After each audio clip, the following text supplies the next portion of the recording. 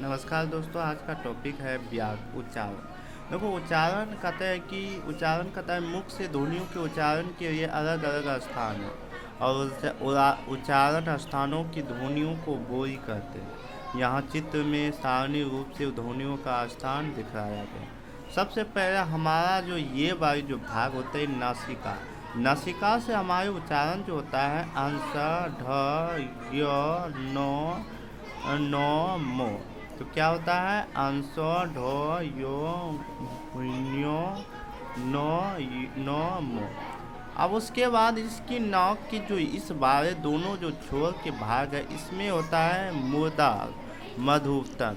तो मूर्धार टोन में क्या होता है री और टो वर्ग आता है। मूर्धार में क्या होता है री या टो वर्ग या स्व। री टो वर्ग या स्व मूर्धार में आता है। उसके बाद तारु जिसको ताव्य कहते हैं, इसमें क्या होता है ई हर्षही दुर्गई चौवर्ग या यो स्व होता है। क्या होता है तारु में क्या होता है हर्षही दुर्गई या चौवर्ग या यो स्व होता है। उसके बाद नाक के नासिका परस इस कंठ के दोनों कंठ और तालु में क्या होता है ए और ऐ का उच्चारण होता है। क्या होता है ए और ऐ का उच्चारण।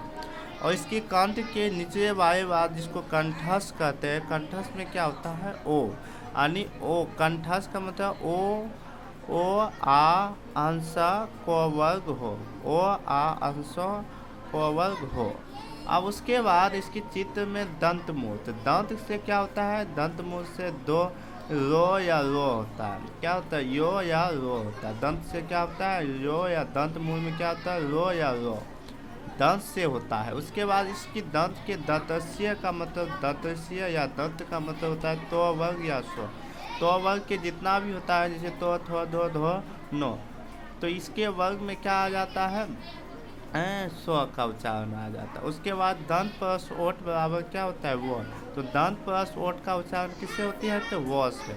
उसके बाद अगला है क्या होठ का उच्चारण या होठ। तो होठ का वो या हर्षऊ या दुर्गहु या पूर्व वर्ग से होता है। क्या होता है हर्षऊ या दुर्गहु पूर्व वर्ग। उसके बाद ओठ या कंठ बराबर क्या होता है ओठ या कंठ बराबर क्या होता है औकार।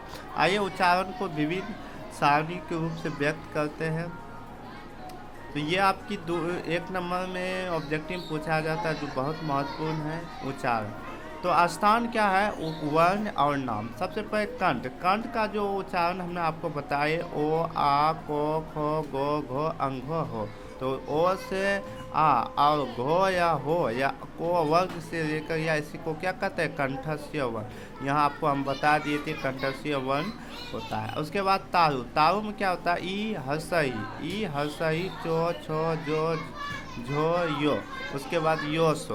तो यो का वो नासिका से भी होता है यो स्वर। ये क्या होता है तालवे वर्ण से। क्या होता है तालवे वर्ण से। उसके बाद मूर्धा में क्या होता है मूर्धक में होता है ऋण टो वर्ग टो ठो ढो ढो टो ठो डो ढो नो ढो पो ढो नो रो स्व। तो रो स्व ये किस में होता है मूर्धा स्वर में।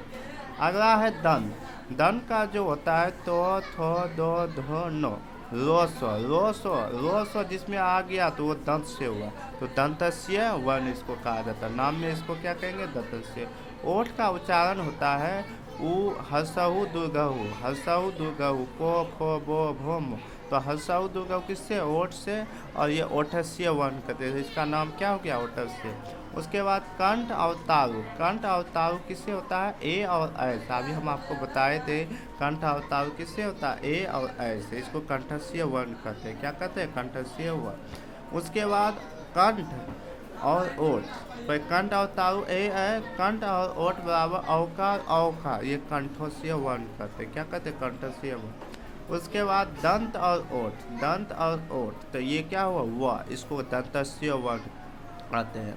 उसके बाद नासिका में होता है अंगो। क्या होता है अंगो यो नो मो। क्या होता है मो यो अंगो चांद बिंदु ये किससे होता है नासिका।